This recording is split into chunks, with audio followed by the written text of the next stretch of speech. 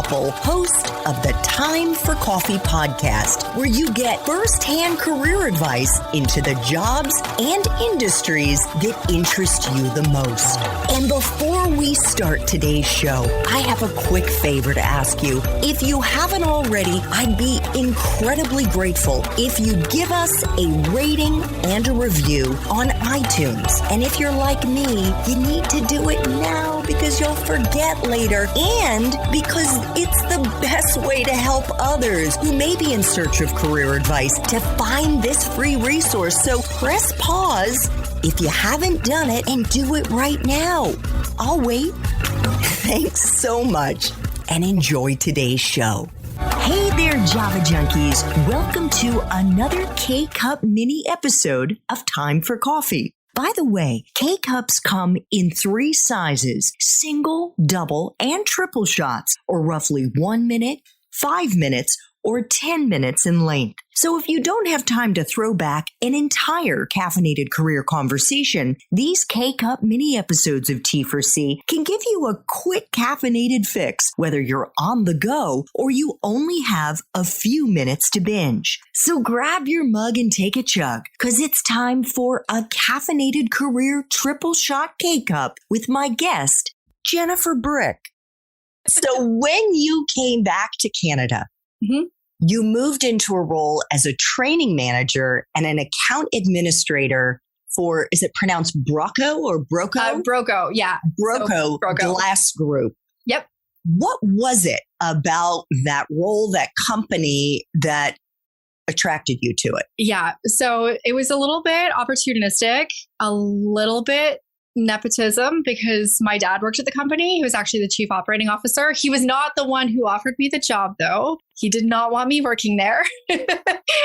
I started working there on a 3-week contract just to come in. When I was in Ireland, I was working in the accounts department for Onboard Alternate, which is the Irish Nursing Board. And so I had a little bit of accounting experience, and they just had some outstanding accounts they needed someone to call. So I was like, I can do that. I can make a little bit of money because I ran out of money when I was traveling. And I ended up hanging out there for quite a while.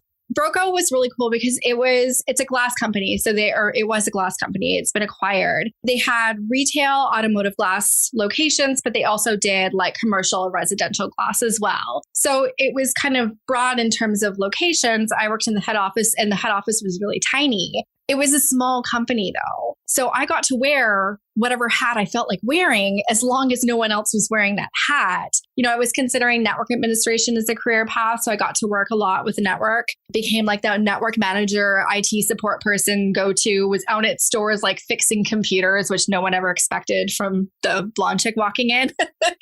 Broco was where I was doing accounting. That was the main gig. So doing bookkeeping for the retail stores I had, an assigned number. But it was where I started developing training, both for the other accounting administrators like myself, also for other people to be able to do tech support if I wasn't in the office. And then also the store managers, because the store managers in automotive, you can imagine people in automotive stores aren't necessarily tech people who know how to work computer systems and email. So I ended up creating training, and my CFO, who I had a dotted line reporting relationship with, she was like, this is what you should be doing. Like, you are really good at this. When I created a training manual, I was like, yeah, but that's like a hobby. It's not like an actual job, because I didn't know the job existed. But how did you even know how to do a training? So I had to write a manual. So I ended up, because I had so many jobs in university, I was used to seeing a lot of training, right? I was used to being trained because I was constantly onboarding to all of these random jobs that I was taking. And for a lot of jobs that I had, and especially one, I worked for a little while at the Royal Bank of Canada. And my boss was really awesome and supportive, and she let me create my own job. And we all ended up being laid off because our jobs were all moving from Vancouver to Toronto. So to help support that, I ended up creating a lot of training materials to help the jobs actually transition. So it ended up being something that I did at a lot of different jobs. Even when I was working at Winners, like I was a supervisor, so I was training people. So it had been a little bit of what I did, but I wasn't formally educated in instructional design. I was not an adult education expert at all, but I had just learned what worked and how things should look and what would actually support people with different levels of knowledge, especially when it came to software. So I ended up, again, because I just had the ability to put on these hats, I started to develop it there. So yeah, it was a really random thing of like, okay, like I'll just kind of figure this out and I'll make this look how it's looked for me and what I have thought has been helpful. And from what I've created in the past, I've gotten good feedback on. And that's how I ended up generating actually multiple training manuals there, both for store managers as well. The business was expanding into a franchise model. So we wanted to give franchisee value. So that ended up being something that I was creating as well. Love it. So you then moved into tech.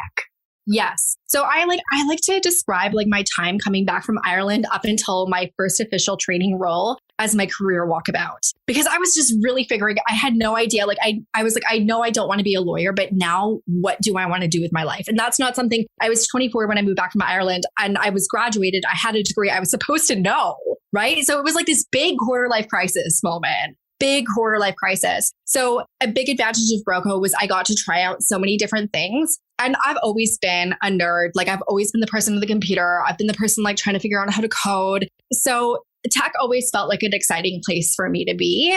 And Vancouver has a really cool little tech scene. So I knew I wanted to get there. So I left Broco and I actually took a job in IT recruitment at like an IT recruitment agency, right as the Great Recession was starting.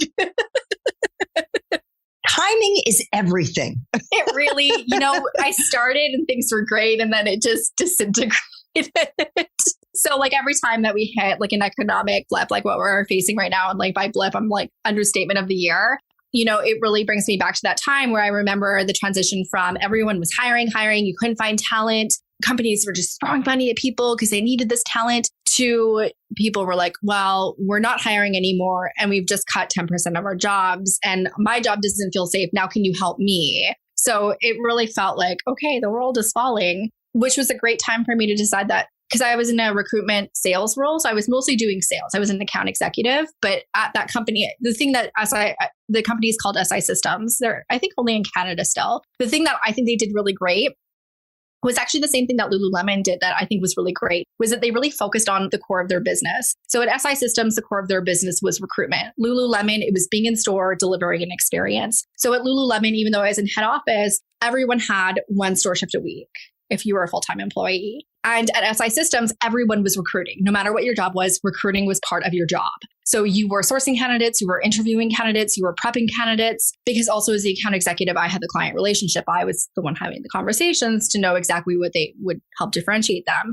But I didn't love the sales piece. And then the sales piece became really, really hard. And I was like, you know what? I thought I would love sales, don't love sales. And that was when I realized that what my early mentor, my old CFO, Arlene, had said of like this training, like, you're really good at this. This is what you should do. And one of the open recs that I was actually sourcing for before I left the recruitment agency was actually for technical trainers. And I was like, you know what? I don't want to be filling this role. I want to be in this role. So it's time for me to move on. So even though we were like smack dab in the middle of the Great Recession, like, again, the world just felt like it was falling down.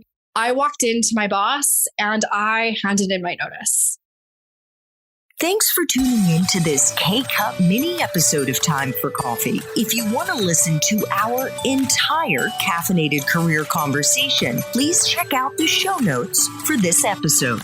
Thanks so much for listening to this latest episode of T4C. And if you're interested in learning more about my coaching services for confused college students and recent grads, feel free to check out the Time for Coffee website under the coaching tab at time4coffee.org or text me at 202-236-5712. That's 202-236-5712.